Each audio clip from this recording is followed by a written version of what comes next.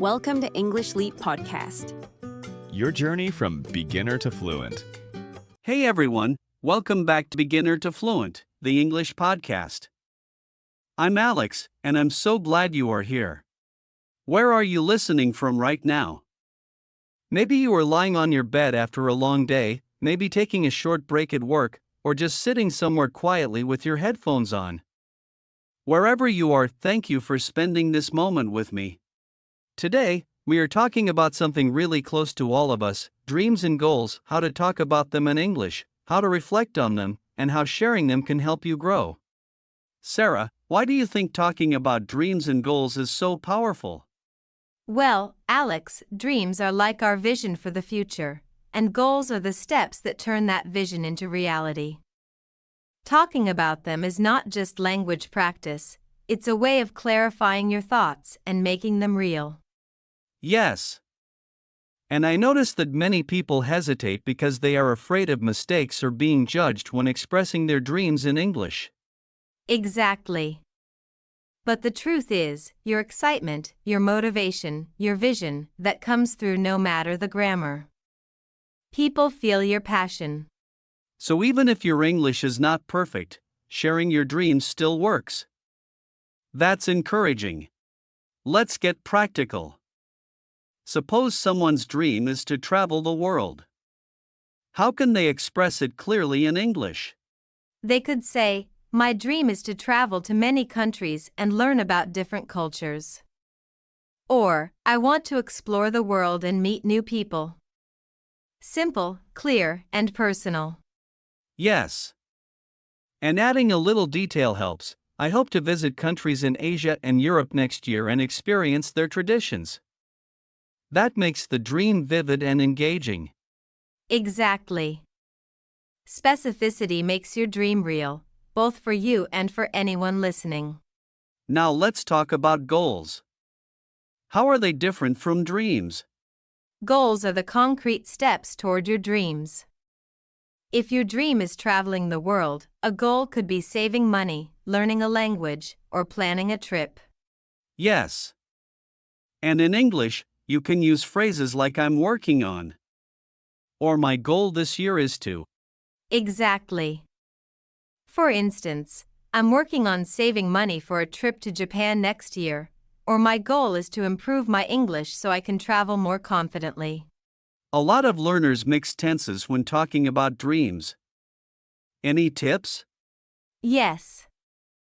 Dreams are future-focused, so I want to. Or I hope to. Works best. Goals are often present-focused, so I'm working on. Or I am trying to. Fits perfectly. That's very clear. Using the right tense makes your English sound natural and confident. Let's talk about obstacles. Every dream has them. How can learners express that in English? You can say, "I know it would not be easy, but I'm committed to my goal," or "I face challenges like time and money, but I keep trying." Yes. Being honest about obstacles also shows determination and maturity in English. Exactly. Words like challenge, effort, persistence, overcome are all great vocabulary for this topic. I also love storytelling when talking about dreams. Sharing a personal journey makes your English much more engaging. Yes. For example, I started learning English 2 years ago because I want to work abroad. At first, it was difficult, but I practiced every day, and now I can communicate with confidence. Perfect. That's a dream, a goal, progress all in one story. And stories connect people. They are much more interesting than just listing goals. Emotions are also important. When you talk about dreams, express excitement, fear, or hope. Yes. For example, "I'm excited to travel because I love learning about new cultures," or "I feel nervous, but I'm ready to face the challenge of learning a new language." That's it. Emotions make your English richer and more authentic. Finally, talking about dreams regularly keeps motivation alive. Every time you say your goals out loud, your brain reinforces them. Yes. And even practicing with yourself or a friend helps. It does not have to be perfect English. It's the act of speaking that strengthens both your language and your vision. Exactly. So don't wait for perfect grammar, share your dreams, reflect on your goals, and keep taking small steps toward them. Maybe right now, take a moment and think about your biggest dream. Picture it vividly. Then, in English or in your mind, describe it as if you were telling a friend. Yes. Feel the excitement, the hope, the challenge, and notice how your mind begins to map the path forward. And that's the magic. Talking about dreams and goals is not just English practice, it's a step toward making them real. Sarah, I want to dive deeper.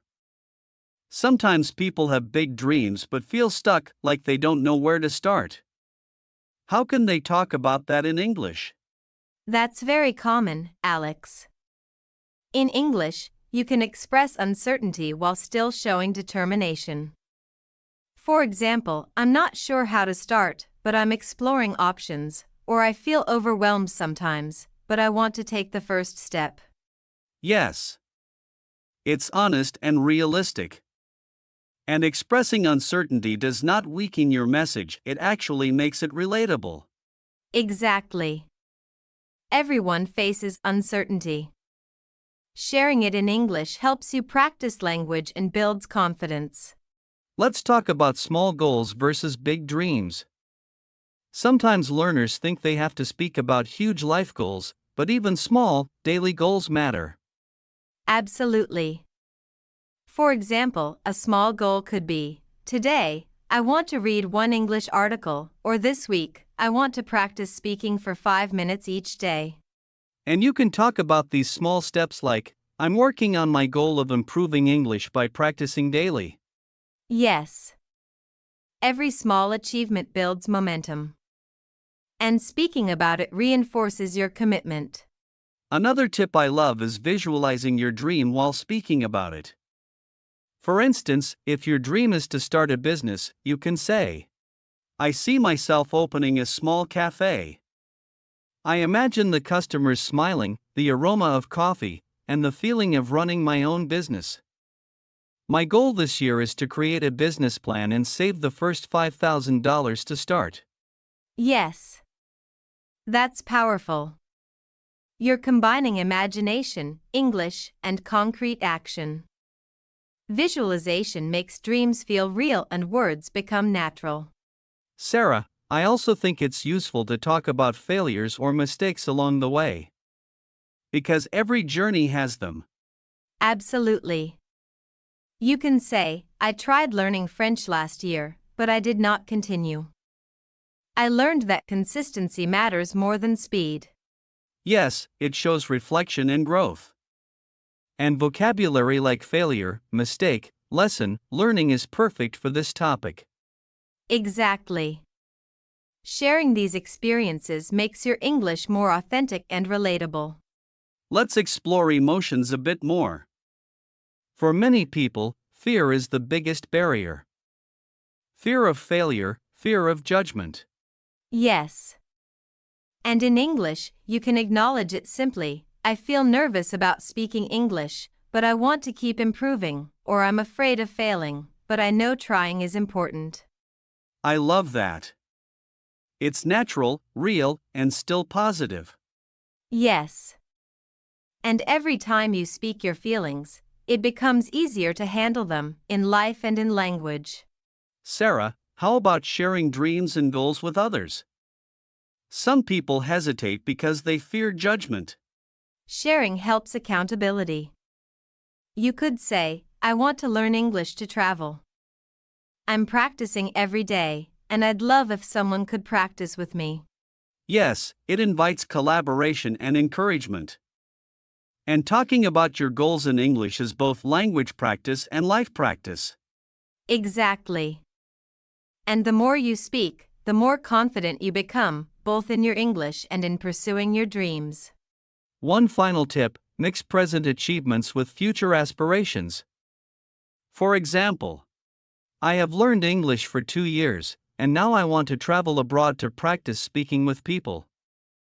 My goal next year is to spend a month in an English-speaking country. Yes. That structure is perfect: past, present, future. It's clear, natural, and inspiring. It also helps listeners understand your journey and relate to it. So, to summarize our conversation today, not as an end, but as reflection, talking about dreams and goals is about clarity, honesty, and courage. Speak from the heart, acknowledge challenges, share small wins, and embrace your emotions. Yes. Every time you express your dreams in English, you reinforce them in your mind, build your confidence, and take a small but meaningful step toward making them real. Exactly. And remember, it's not about perfect English, it's about practice, expression, and persistence. Even small words said sincerely are powerful. Absolutely. Keep speaking, keep dreaming, and keep taking steps, no matter how small, toward your goals. Thank you for joining us today. Wherever you are listening from, I hope you feel inspired to speak about your dreams, practice your English, and take one small step forward today. Thanks for watching. What do you learn from our conversation? Tell us in the comments section.